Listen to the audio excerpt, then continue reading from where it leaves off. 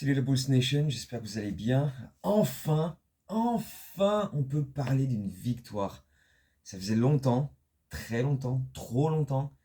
Et même si ça a été hyper laborieux, on va y revenir évidemment, ça fait du bien juste de pouvoir dire, voilà, on a gagné un match, on a mis fin à cette série de 7 défaites consécutives qui était quand même la plus longue de l'ère Billy Donovan aux Bulls. Et ça fait très longtemps qu'il est là maintenant.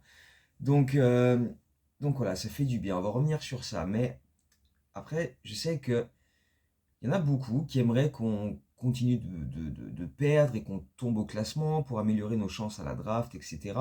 J'ai eu beaucoup de réactions qui allaient dans ce sens-là, notamment sur Twitter. Et comme je l'ai expliqué, moi, très bien, très bien. Le seul problème que j'ai avec ça, c'est que si tu décides de tanker, de jouer la draft, c'est quelque chose que tu prépares, que tu anticipes, que tu calcules. C'est un plan. C'est pas comme ça, tu vois. Tu mets des trades en place, tu récupères des pics, etc., etc., etc. Là, si on continue de perdre et qu'on finit par, à la fin de la saison, être bien placé à la draft, etc., ce sera un truc qu'on aura subi par la force des choses parce qu'on a été bidon. Mais ce ne sera pas à aucun moment un truc qu'on aura préparé, qu'on aura anticipé, qu'on aura mis en place, ou on n'aura pas récupéré de pic. Ce front office-là ne va à aucun moment faire son autocritique, faire un constat d'échec et changer de plan en pleine saison. Si c'était le cas, si c'était capable de faire ça, on l'aurait déjà vu les années précédentes, tu vois. Euh, S'ils avaient la capacité de prendre leurs responsabilités, de dire voilà, on a merdé, on va changer de plan, voilà, on aurait vu d'autres trades mis en place. On aurait peut-être récupéré des pics pour Caruso, on aurait peut-être récupéré des pics pour Lonzo Ball, etc. Mais non, là, non seulement c'est pas le plan du tout, c'est pas du tout sur ça qu'ils sont concentrés, ce front office. Les mecs veulent aller en play-in, voire en play-off, en continuant de penser qu'ils en sont capables, et surtout en continuant de penser que c'est le but ultime de cette franchise. Mais en plus de ça, je n'ai aucune, mais alors aucune confiance dans ce front office pour réussir un tanking et une reconstruction qui tiennent la route de qualité, où on récupérerait des bons pics, où on drafterait les bons gars en les développant de la bonne manière, etc. J'y crois tout simplement pas une seule seconde. Donc j'aimerais y croire. J'aimerais. Honnêtement, si en début de saison on m'avait dit cette année on va trader tous nos types, on va tanker, machin, ok. Sauf que, bah voilà, moi j'aimerais y croire, mais je n'ai jamais vu quoi que ce soit de la part de ce front office qui me fasse dire ah ouais, c'est possible. Ça peut être, ça peut être bien fait. Pas avec ce front office et pas avec ses proprios. C'est aussi simple que ça. Pour moi, si on décide de tanker et jouer la draft, tu dois faire des changements immédiatement. Ok? Pas à la coupure All-Star, pas à la deadline, maintenant. Et quand je parle de changement, c'est pas trader des joueurs pour récupérer. Non, je parle de virer ce front office d'incompétents et mettre des types en place qui, eux, seraient capables de faire les bons trades, seraient capables de récupérer des pics, qui vont aller scouter des jeunes, qui vont préparer la draft sérieusement, etc., etc., etc. Et ces gens-là, si tu veux qu'ils fassent le taf bien, ils doivent arriver aux Bulls maintenant. Pas mi-janvier, pas 2 jours avant la deadline, pas à la coupure All-Star. Maintenant, au plus tard à Noël, ce qui serait le plus beau cadeau de Noël qu'on pourrait tous avoir, la Bulls Nation. Un changement de front office, coach, etc. Et voilà, ça dégage tout et on repart à zéro. Mais on sait tous pertinemment que ça n'arrivera pas. Là, on est juste en plein délire. On sait très bien que ça ne va pas arriver. Le seul objectif qu'on a, c'est le play-in. On le sait. Donc voilà. Donc voilà. Donc, revenons sur ce match à Charlotte, donc on a pu compter déjà sur les retours d'Okoro qui était titulaire, de Jalen Smith et de Trey Jones, avec des limites de minutes pour chacun d'entre eux, qui avaient été absents sur pas mal de temps, mais ils étaient tous là, et donc il manquait uniquement Kevin Huerter et Ayo Dosunmu. Et après 4 jours où les mecs n'ont pas joué, mais ont pu avoir des séances d'entraînement spécifiques pour euh, voilà, pointer du doigt ce qui n'allait pas et essayer d'améliorer le truc, on aurait pu espérer des adaptations défensives. Tu vois, pas des miracles, pas devenir extrêmement bon dans ce domaine-là, mais au moins voir un peu plus d'envie. voir des trucs où tu dis, tiens, ça, ils ont bossé ça, il y a du mieux. C'est pas encore parfait, mais voilà, parce qu'en 4 jours, tu passes pas de nul à chier en défense à génialissime, c'est sûr. Mais au moins, voir un minimum d'effort. Non, non, non, non, non. Collectivement, ça a encore été un carnage ce match. C'était une dinguerie. On a vu exactement les mêmes choses que les dernières semaines. Des switches en permanence, des rotations minables quand on les fait, hein, parce que c'est pas tout le temps non plus. Pas de dureté au rebond. Vucevic, c'était quoi cette blague là? Dans le deuxième quart-temps, il y a eu une séquence, mais elle est juste exceptionnelle cette séquence. On vient de prendre un panier. Vucevic fait la remise en jeu directement sur un joueur des Hornets qui prend un shoot, le loupe. Vucevic, il est là sous le cercle. Il attend le rebond. Il est juste comme ça. Il saute pas, parce il saute jamais, Vuce. Qu'est-ce qui se passe? Le joueur des Hornets, boum, il arrive par-dessus lui, il prend le rebond, il met le panier. Oh, mais de quoi on parle? De quoi on parle? C'est ça l'investissement défensif? C'est ça les efforts? C'est ça. Non, non, non, non, non, non. Donc, il y a eu ça. On a aussi vu des mecs, bah, comme d'hab, qui laissent les gars partir en drive sans se mettre en opposition. Les mains sont pas actives. Enfin, bref, toutes les mêmes merdes qu'on a bouffées ces dernières semaines, quoi. Et au point que même en shootant à 57% à la mi-temps, on est mené. On est derrière.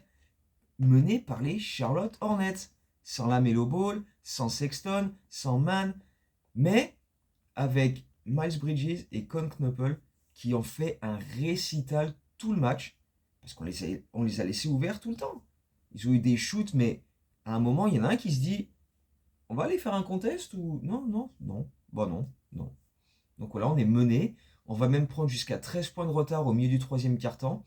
Et là, Billy Donovan sort Vooch, parce que bon, bah, l'autre, c'est carbo. Hein.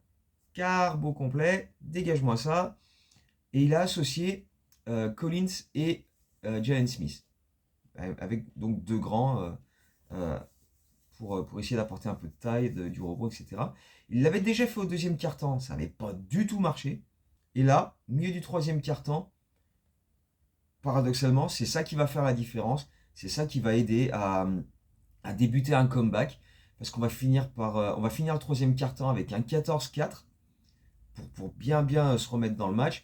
Et Smith et Collins vont avoir une énorme part dans ce run parce que voilà, il y a des contests euh, d'un côté et voilà, tu te mets en opposition, tu viens contester, tu mets des contres, et de l'autre côté, ils mettent un panier à 3 points chacun, il y a un peu plus de rythme, et voilà, on se relance, on passe même devant dans le quatrième quart-temps, dans un quatrième quart-temps où l'avantage au score va changer à 10 reprises, tellement les deux équipes rivalisent de nullité défensive.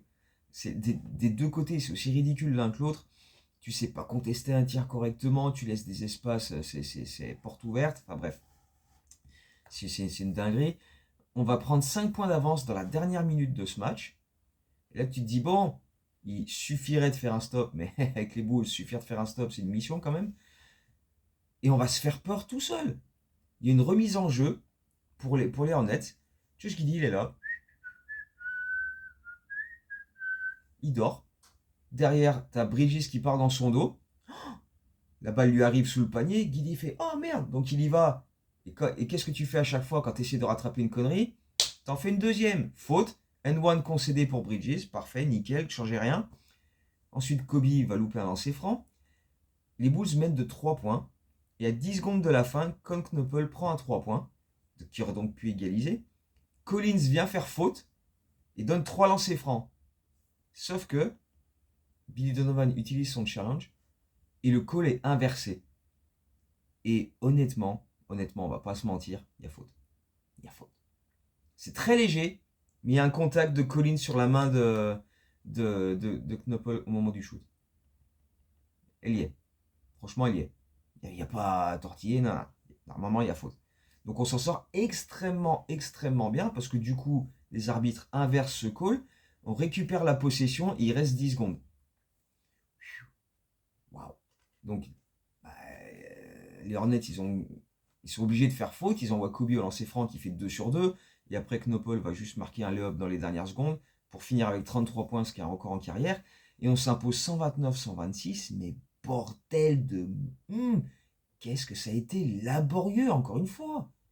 Mais dans le scénario du match, avec ce call crucial des arbitres à la fin qui change beaucoup de choses, avec le manque total de progrès, non seulement en défense, mais dans l'envie de défendre, de faire les efforts, de montrer qu'on est investi de ce côté-là, ça a été nul. Nul. Les mecs sont pas du tout revenus revanchards en se disant ah, ils nous ont tapé, cette fois-ci on va les. Ils n'ont pas été déterminés à montrer quoi que ce soit en termes de on peut faire mieux défensivement. Honnêtement, on a juste eu du cul. C'était les Hornets en face qui étaient décimés, qui étaient aussi bidons que nous en défense, et il y a eu une décision arbitrale favorable. Parce que sinon, waouh quoi. Donc j'ai pas été du tout, mais alors pas du tout rassuré sur ce qu'on a montré sur ce match-là. Même si sur le plan individuel, défensivement, il y a eu des trucs très très bien. Zach Collins, il a été très très bon dans ses contests, ses déviations, son énergie, mettre son corps en opposition. Il a fait son taf défensivement très très bien. Jalen Smith aussi, Okoro aussi. Voilà, c'est les mecs qui reviennent de blessures, qui se montrent et qui sont entreprenants défensivement. Donc, mais c'est individuellement. Collectivement, ça a été pas bon du tout. Il n'y a pas un pet de progression par rapport à ce qu'on a vu avant les 4 jours off. Donc c'est minable. Après, on sait qu'on n'est pas bon défensivement, mais tu peux quand même légèrement améliorer un truc ou deux. Là, non. Là on est en roue libre défensivement. Il n'y en a pas un qui. Bref. Offensivement, par contre, on a vu du mieux. Là, par contre, on a commencé à retrouver certaines choses qu'on voyait un peu en début de saison sur le plan collectif. On a mis 80 points dans la raquette, ce qui est un record cette saison pour nous. Et enfin, merci la défense gruyère des Hornets, hein, qui est tout aussi minable que la nôtre.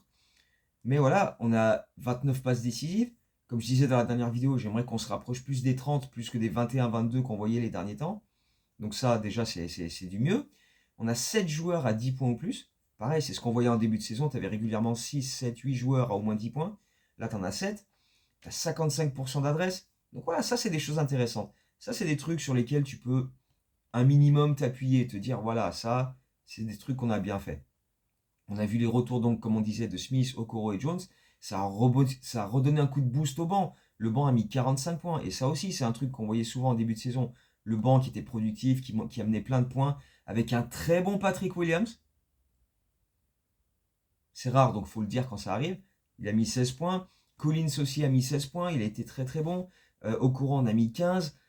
Josh Gideon en a mis 26. Et ces 4-là sont tous à d'excellents pourcentages au shoot. Kobe l'a un peu plus arrosé. Matas et Vooch, on les a très peu vus. Ils ont eu très peu de shoot. Matas, je crois qu'il met 10 points à 5 sur 8, mais il prend pas un rebond en 23 minutes. Et Vooch, bah, il n'a pas joué les 19 dernières minutes du match. Parce que bah, voilà, quand on était à moins 13, Billy l'a sorti. Il a mis Smith et Collins. Et après, Vooch, il a passé le reste du match sur le banc. Collins et Smith, ça a lancé le run. Et derrière, ça a marché. Il n'y avait aucune raison de remettre Vooch sur le parquet. Et j'ai envie de saluer ça, parce que c'est très très rare que Donovan fasse ça avec ses stars. J'ai pas envie de dire stars, parce que bon, c'est Vooch. Les patrons, on va dire, les leaders, tu vois, les mecs d'expérience qui devraient être là à la fin. Non, si t'es nul à chier, tu dégages, tu joues plus. Et ça devrait être une coutume. J'aimerais que ce soit une habitude. Si tu me dis maintenant que Billy Donovan il va faire ça régulièrement, mais j'adhère à 2000%. Les mecs qui branlent rien, sur le banc à la fin. Pas parce que t'as un statut, machin. Non, non, dégage. On va voir si ça continue. Mais si ça le fait souvent, moi j'ai pas de problème avec ça.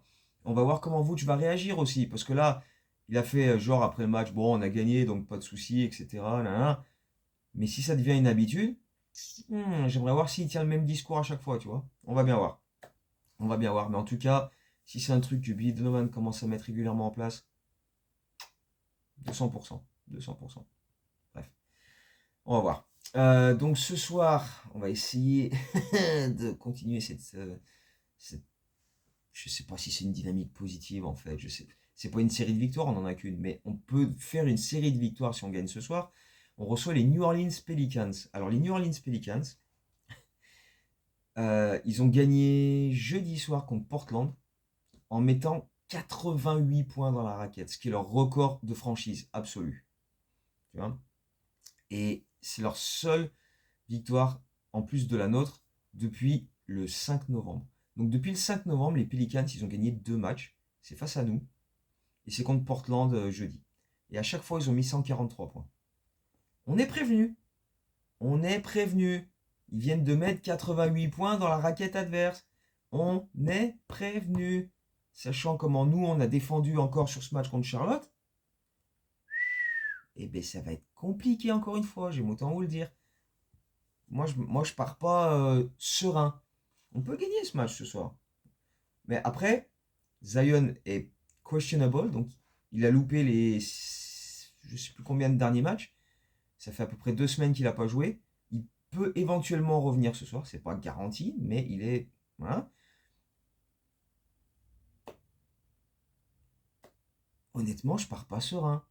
Je pars vraiment, vraiment pas serein sur ce match-là en me disant ouais, c'est cool, on va gagner quoi. Les Pelicans, ils sont en 4 victoires depuis le début de saison. Ils sont à 1-10 à l'extérieur. Mais bon, Indiana était venu à 0-10 à l'extérieur et ils ont gagné chez nous, hein, donc voilà. Je sais pas, on s'est fait péter par ces Pelicans-là. Est-ce que on va enfin, à un moment donné, afficher un minimum d'amour-propre et se dire oh, ces mecs-là, ils nous ont déboîté quand on était allé chez eux il y a 2 semaines. Là, ce soir, on doit aller. Qui a ce genre de caractère dans notre équipe? Ah, il n'y en a pas beaucoup quand même. Il n'y en a pas beaucoup quand même. Donc, ouais, c'est compliqué. Moi, ouais, j'espère qu'on va quand même gagner ce match-là. Parce que derrière, mercredi, on a les Cavs. 2 jours plus tard, on a encore les Cavs chez eux. Ensuite, on a 2 matchs à Atlanta avant Noël. Donc, dimanche d'ailleurs, la semaine prochaine, on joue à 21h30. Bon, je pourrais pas vraiment le voir, mais bon, pas en live, mais bon, bref. Donc voilà, on a New Orleans ce soir, 2 fois les Cavs, 2 fois les Hawks.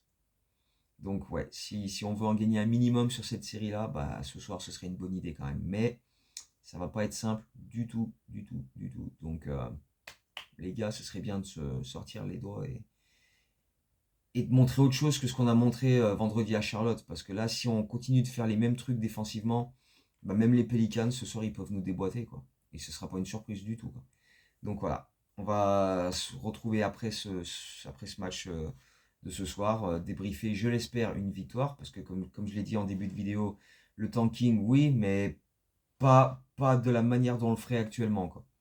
Moi, si tu me dis en début de saison, voilà, si c'est un plan, si c'est voilà, c'est ce qu'on veut faire, pourquoi pas, mais pas avec ce front office. Et là, c'est avec ce front office et c'est pas du tout le plan de base. Donc pour moi, c'est niet. On n'a aucune chance de mener ce truc-là à bien.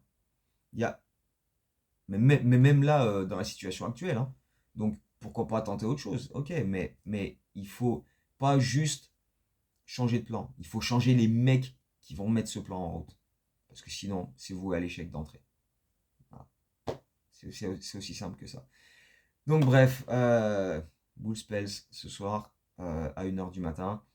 Et puis on se retrouve après pour voir ce qu'on a vu, si on s'est fait défoncer ou pas dans notre raquette, si on a su aller faire des bonnes choses dans la leur. Et puis voilà quoi. Donc voilà, on se retrouve lundi, mardi, peut-être mardi, voire mercredi. Et puis on débriefera ce match-là. Donc voilà, d'ici là, portez-vous bien et à très bientôt. Ciao, go Bulls.